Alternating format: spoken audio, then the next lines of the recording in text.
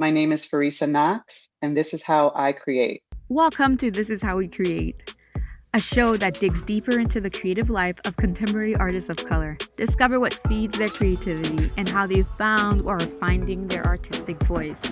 Through these intimate and candid conversations, you'll gain insights into the lives of creative professionals of color that are hard to find anywhere else. Hello, friends! Today, our guest is Farissa Knox, who is a Chicago-based author, producer, and entrepreneur. Farissa is founder and CEO of RLM Media, an integrated marketing and communications advertising agency, and WhatRUWearing Productions. As will become evident through our conversation, Farissa is a visionary creative executive who is passionate about storytelling and who is known to be around Chicago as a tastemaker. Not only does Farissa share the insider journey of creating RLM Media, but she also shares lots of business tips that might get you through some tight spots. In so many ways, this was definitely a mentoring podcast episode for me. Get your notebooks and your pencil because this one is chock full. I'll see you on the other side. Let's start the show. Welcome back to This Is How We Create. My name is Martine Severin, and I'm so happy to have Farissa Knox in the guest chair today. Welcome, Thanks, Martine. Farissa. So happy to be here. I am so happy to chat with you. I got acquainted with you through True Chicago, which is an organization here in Chicago that supports emerging artists. And so you gave the keynote at the last conference I attended, and I was just floored and bowled over. And I couldn't wait to DM you to say, You're I amazing. was equally as impressed by you, So honestly. Just any woman being super creative and turning her passion into how she supports herself, and then so inspiring at the same time. I noticed you too. So I was happy when you reached out. So the audience won't know that I'm about to wink at you. I see you. Farissa, you're so many things. You're a founder, you're a CEO, you're an author, you're a producer.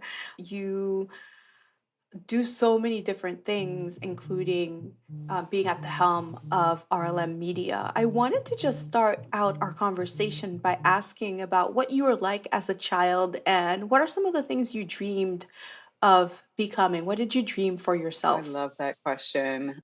As a kid, my earliest memory of what I wanted to do and who I thought I was, really, I think I was a teacher. In my mind, that was my first thing. I was like, I'm going to be a teacher. My mom used to babysit kids in our apartment in the Bronx growing up, and I would make them all sit around crisscross applesauce and look at me and teach them. Honestly, I don't even, God knows what I was trying to teach those little kids back then. And then from there, I remember writing was my first outlet for creativity. It was the first way I really found to express myself and, all the hard feelings and emotions that you deal with as a kid, and you think you're the only one going through it. And I started writing poems and really sad, Olivia Rodrigo would be very proud of me these days, right? It's like that kind of sit and wallow in your heartbreak as a child, whether it's because of your parents or the first boy that you had a crush on or whatever. After that, I was like, so I got introduced to some Black poets like Nikki Giovanni, Maya Angelou, and then I thought I am going to be a famous poet who writes her poetry, right? And produces these cute little books. Like Nikki Giovanni's books were, I still remember, like the cutest little sizes, like just sizes of books that I had never seen before. And just knowing that she was a Black woman and a professor, I was like, that's where I'm going. And then before I actually got into real work, my last fantasy job was being J-Lo's personal assistant. Honestly, I was like, this is it. I can't think of a better job than following J-Lo around her entire day, her entire month, and helping her run her empire. Then I went to school, and then and then things started to shift for me in terms of what I wanted to do. Did you ever get anywhere near the job of following JLo around No, and being I her never assistant? pursued it. So I'm sure what I know about myself today is that if I actually pursued it, I would have gotten very close or gotten the job. Oh, that's amazing. I mean, I think for me, I I wanted to be a writer as well, and maybe I still will one day. And you ended up being a writer. I mean, granted, you didn't write a book of poetry unless in the No, research no, I no. did I for don't have a this, book of poetry yet, and I'm not writing that right now. As you know, as a creative, it's never off the table of what we could create. you did become a writer because you wrote your memoir. So I think that's a conversation for another Yeah. time. And I should say, everyone, her memoir is called Love, Sex, and Friendship in no particular order. So, definitely pick it up. You're known in Chicago for helping businesses get noticed and helping businesses succeed through your work and through RLM Media. Can you tell me how it came about that you decided to start a media Yeah, company? it's funny. I never set out to be an entrepreneur and own my own businesses and build my career like this, but it really felt so natural. So back in 2008 when I started the company, the world was in turmoil, right? We were going through, the financial mess that was that year and the housing crisis and businesses were closing, and I was a young little pup in my career of advertising and marketing. And I remember the company that I worked for, the CEO called a national conference call, and he was crying on the phone call, telling us about the status of the business and what was in front of us potentially, and what the type of bankruptcy that they were filing, what it meant, and what it meant for us as the employees.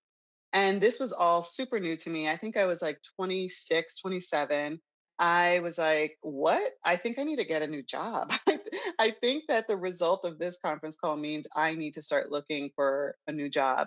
Because it wasn't an immediate, like, you no longer have a job, instead of freaking out, I spent some time just sitting and thinking and trying to figure out what's my dream job. Like what was that for me in that moment, and then trying to then go after that. And during that process, I was engaged to my now husband and we were having a conversation. He literally, it feels like still to this day, like a little whisper in my ear, really in my soul, that was like, hey, why don't you just text a couple of your clients that you have now and see if they'll use you for whatever it is. Like he didn't even know what I kind of did back then. He was like, whatever you do right now, if they will let you do that for them. And if you think you can make $35,000, like take home like salary for yourself in that first year, then it's worth doing. And not one moment passed where I was like, yes, like that just sounded like a brilliant, fantastic idea that I had to at least try. It sounded so fun. Honestly, I think the number one thing it sounded like was a lot of fun for me. It was in my wheelhouse. What I do remember now as a savvier entrepreneur, I'm doing air quotes for your audience, a savvier entrepreneur is I didn't have any fear. And that's the thing that I still am amazed by today, because when I tell my story and I talk to other people who either are entrepreneurs or want to be entrepreneurs, there's a big amount of fear, right? In the unknown and what could happen and all of that. And I had none of it. And I just jumped right in. I didn't know what I was doing. I didn't know what I didn't know. But that was the spark. That was the very beginning of me being an entrepreneur and starting RLM. I always think that you have to be fearless when you first start and you have to go in full throttle because I think that if Mhm. you truly knew what you were going to to come across and the hurdles you would have to jump over, I don't know. I don't think I would have.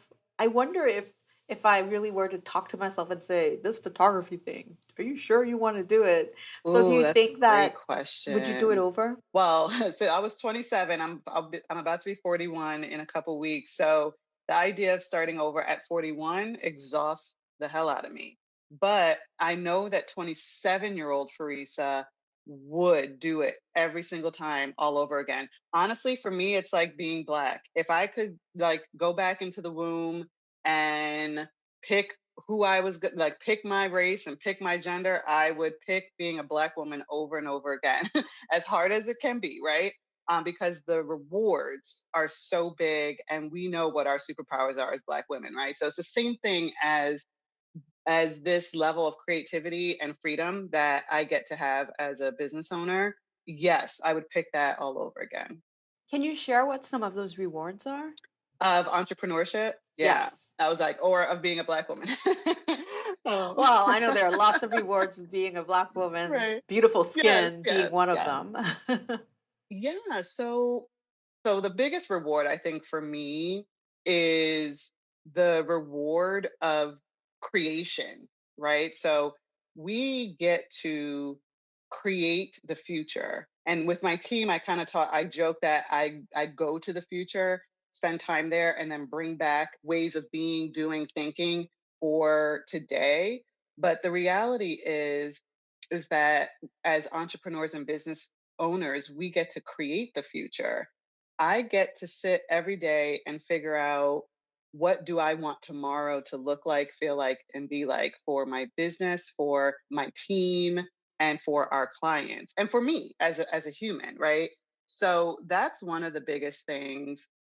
I think the next thing is this feeling of accomplishment's not the right word, but it's really about it's like what it feels like to be a parent sometimes. It's so rewarding to watch something that you have created and in the parent situation given birth to, where you see this beautiful thing that you're so proud of grow and evolve into different versions of itself.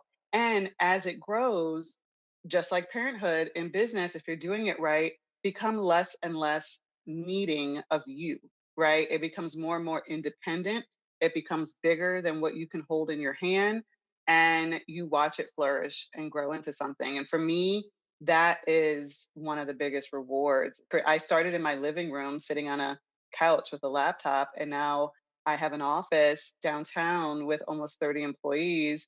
And I really get to steer the ship and not, cook all the meals and be a waitress and do like I have one job. Well, I have like three and a half jobs really. I'm boiling it down to one, but the company RLM is a she. She is self-sufficient and doesn't need her mom to take care of her in the same way that she did over these past 13 years. And that's rewarding for me. I have so many questions as the follow-up to that. I guess the first question I want to ask is what's been really surprising to you in terms of how you've grown over the last few years, especially as the business has grown? Mhm. Yeah. My biggest surprise that I have given myself is my ability to let go and not have to know everything.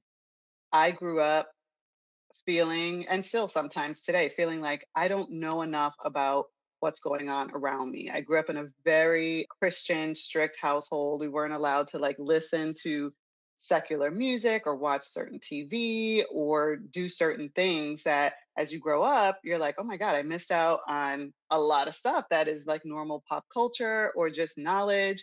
And so when I realized that, I kind of went overboard and was like, I need to know all the things that I don't know so that I don't make mistakes and I am not in a place of darkness. And so being a business owner is another place where you can feel very much in the dark, no matter if you grew up the way that I did or not, because there's so much you don't know about running and owning and growing a business. But as the years progress, what I realize is that for me to build the business to the point where I want it to be, which is honestly valuable, right? Beyond my definition of valuable as the creator of this thing, but as the business world would define valuable, it was important or necessary that I let go and let this thing grow into something bigger and better than me. So that looks like hiring people that know things that I don't know and letting them be in charge of that. It looks like listening to them when I'm making decisions, right? And not being a dictator and really being a democratic system that I'm asking your opinion not only because I respect it, but because I need it to make a smart next steps decision. As I do that, and I'm doing that more and more every single day as the business grows. And I know that I wouldn't have been able to get to this point without doing that. So when I see myself doing it and I recognize myself doing it or witness myself doing it, I'm like, Look at you, Farissa. I am so proud of you because that wasn't my natural way of showing up in the world.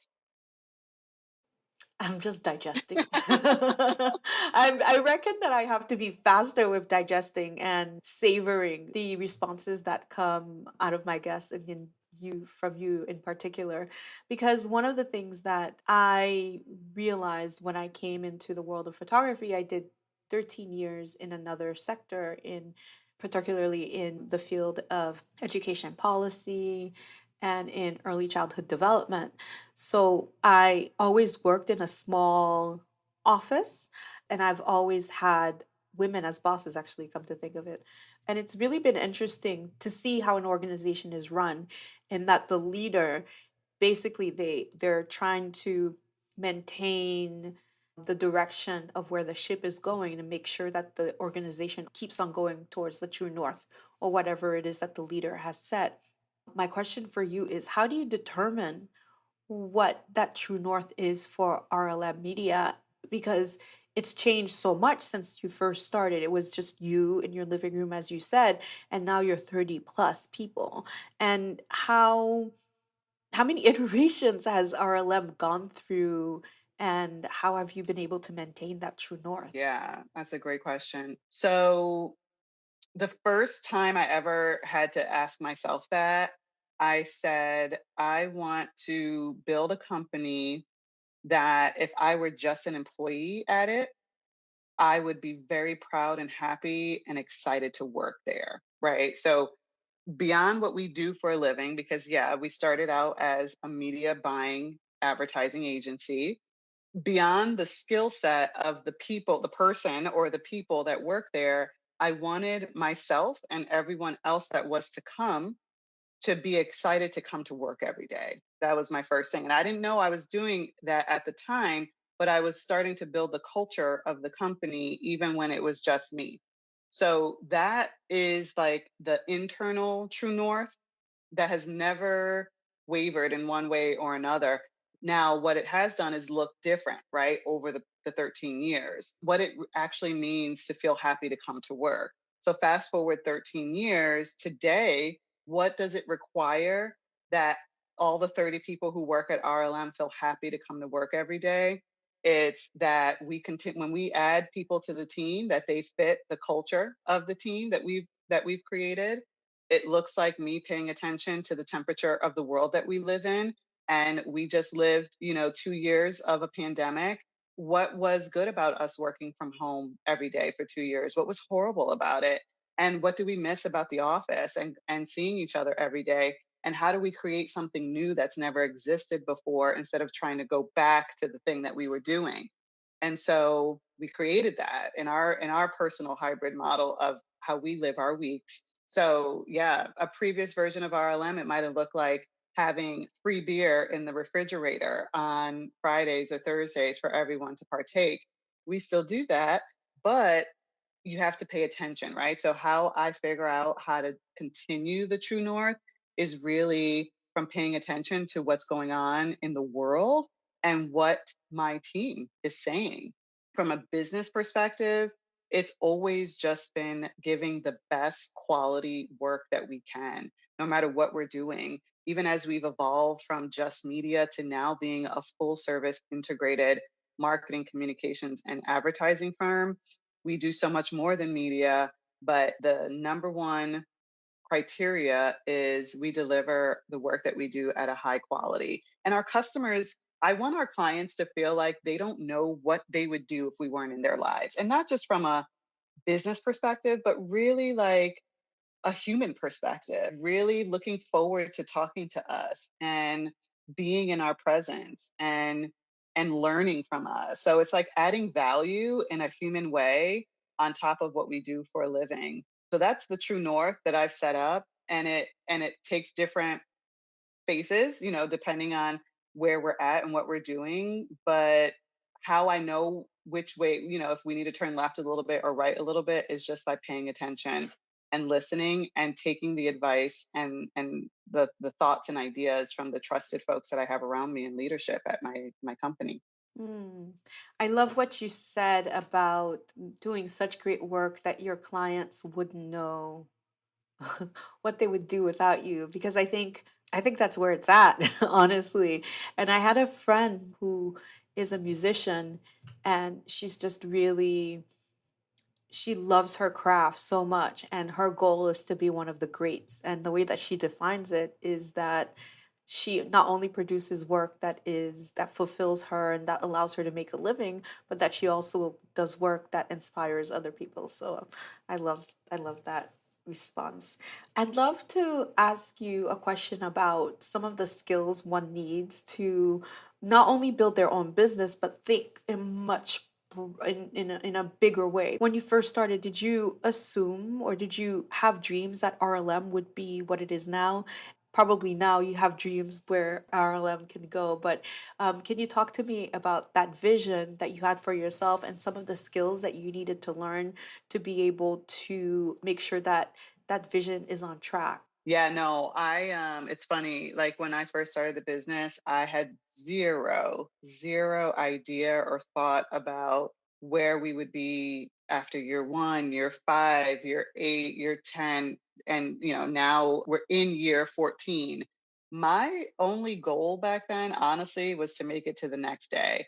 My husband he was way more business sophisticated than me, and this is I think the difference in thought process there. What I've learned over the years is the more you know about business, like actual, again, running and management and growth of business, the more you actually set up those goals at the very beginning, and you start to think about, okay, why am I doing this? What are my goals? Where do I want to take it?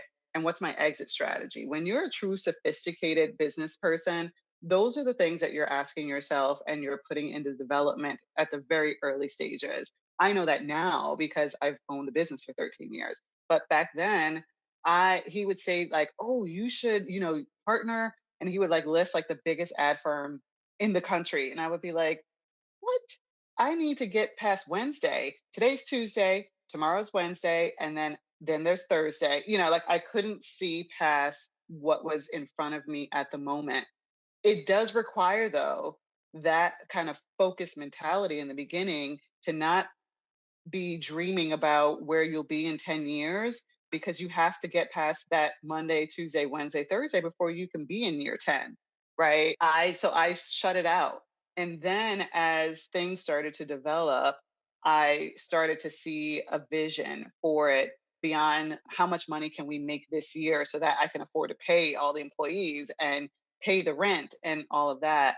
And then as I became more business savvy and understood why people are actually creating businesses in the first place. There's a small handful of people, a lot are either women or Black people or just people of color.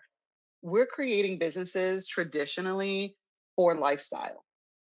It's either out of necessity, right? Of, well, it's easier if I'm a woman and I'm a mother, if I just do something sort of like a solopreneur and work that way.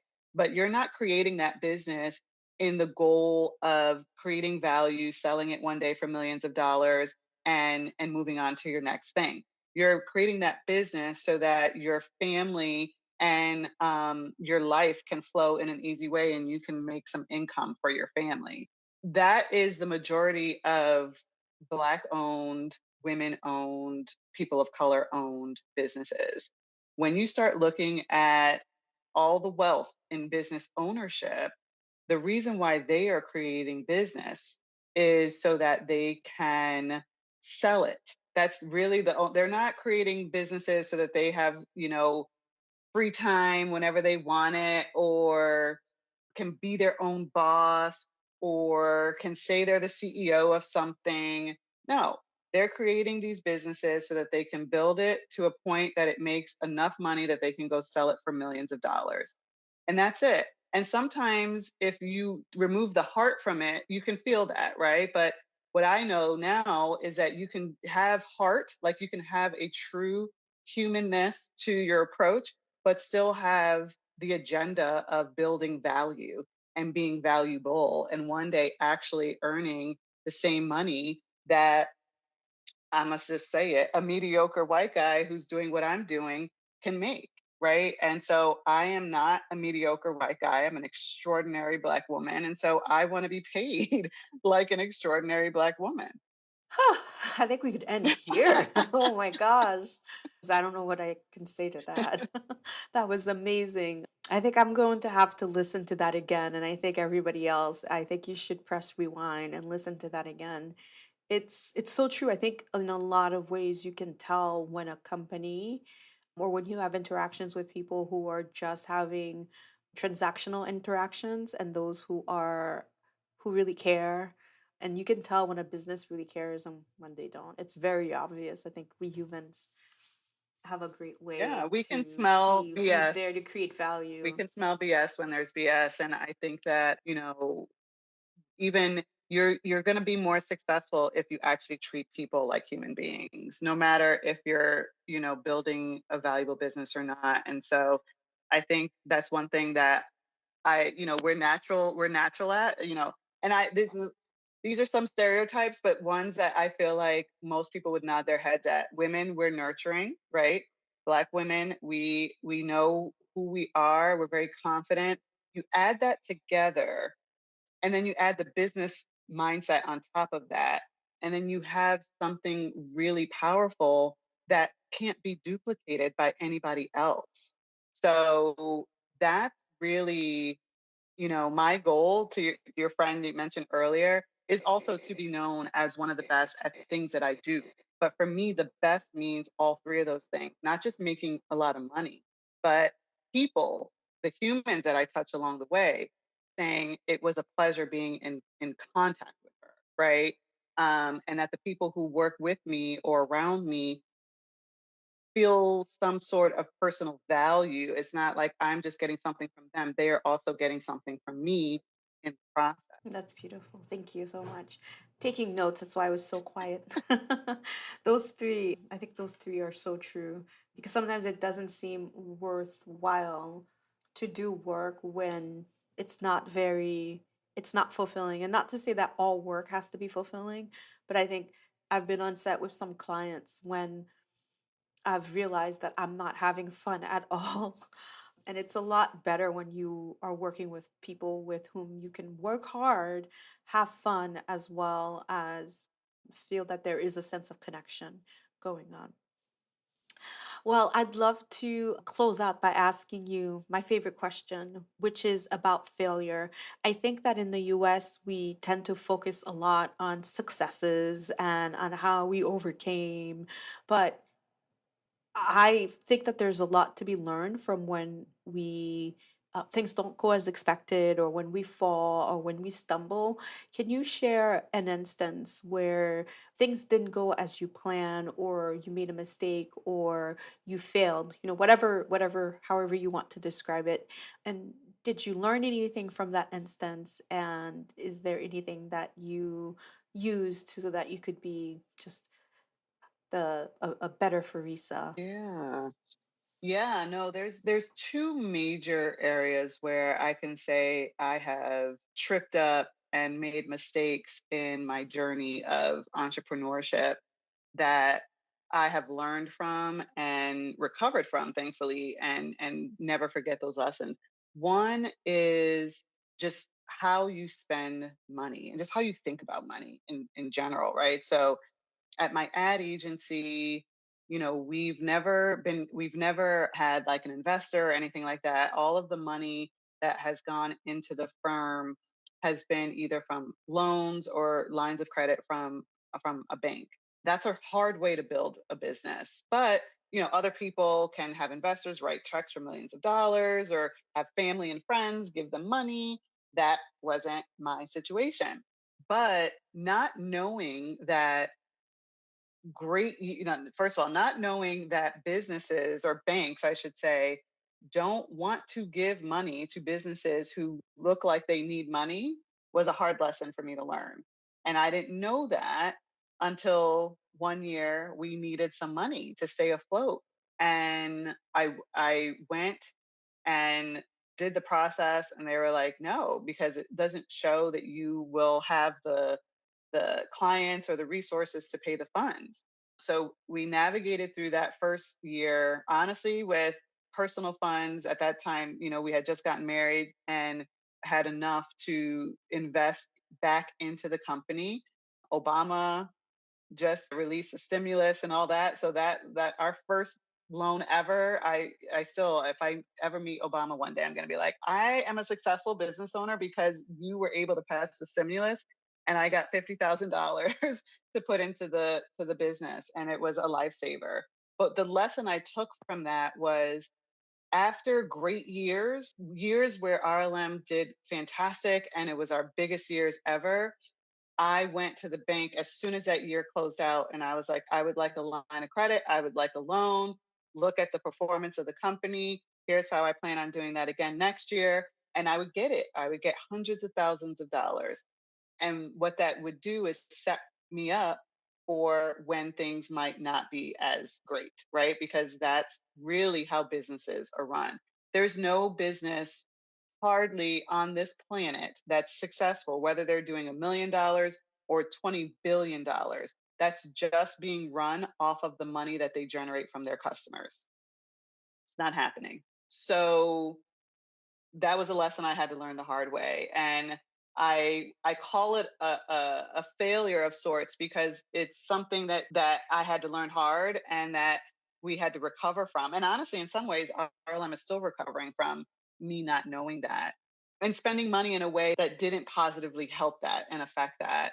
Even in investing in my other company, I have a production company, and between my household, RLM, even my husband's business, we've invested money in the production company that we thought it was going to be this. Like, I thought I was going to build the next Refinery 29 for modern women of color. It didn't turn into that because the market didn't call for it. And I didn't know how much money it was going to actually take for me to build that. And I didn't have the resources to go raise $4 million.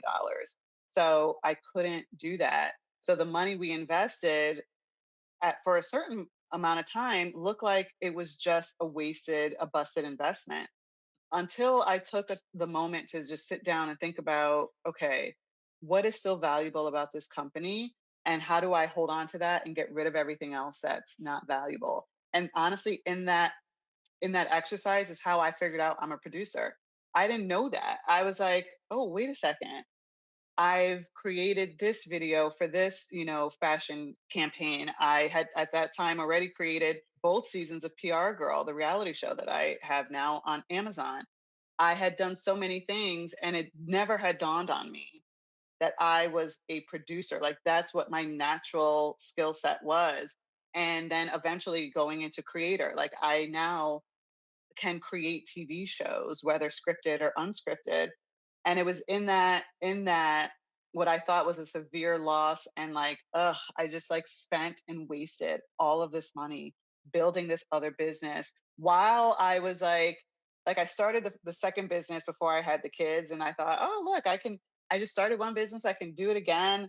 And I was like, what was wrong with me? What was I doing? I spent all this money and I have nothing to show for it.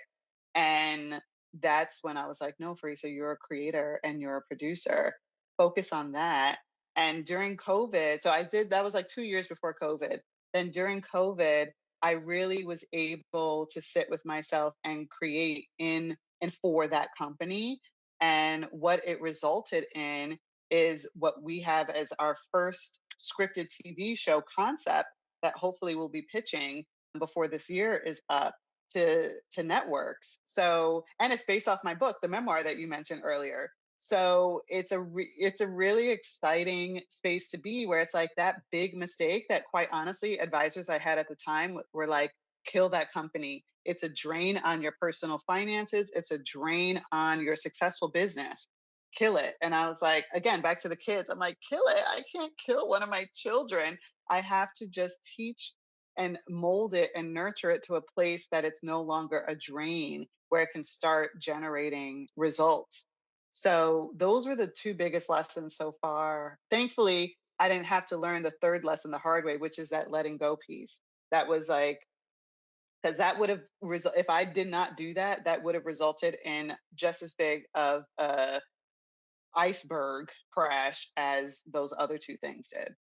Those are valuable lessons to learn, and it looks like you grew in the process as well in terms of discovering a side of yourself that was always there, but you weren't shining a light on. So that I'm kind of pleased Yeah, no, you learn that you not you learned learn those it's okay lessons. not to be perfect too. I think, that's another thing I used to struggle with, where I had to show up perfect all the time.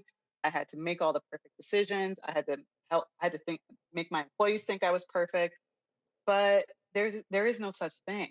And I think the more comfortable we get with being uncomfortable is really where the magic happens. Mm. Oh yes, it's so true because we come out of the is it the chrysalis when we do get really uncomfortable because then we shed one layer and then we become something else. I think it's so true. Mhm. Well, Farisa, thank you so much for joining me. I loved our conversation. I learned so much. I can't wait to edit this episode because I know I'll be taking notes just like I took notes while you were chatting. This has been such a treat. Thank you so much. Thank you.